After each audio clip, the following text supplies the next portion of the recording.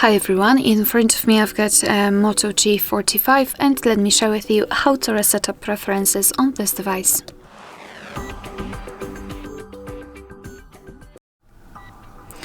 So let's begin with opening the settings, and here in this left section we have to scroll down to find the apps. Then let's tap on see all 72 apps, of course 72 in my case, and then tap on the three dots icon in the right upper corner. Now let's tap on Reset Up Preferences, and here your device is informing you what it will actually reset, so among others, disabled app notifications and background data restrictions for apps. What's more, no worries, you won't lose any app data, so simply tap on Reset Apps, and basically this is it.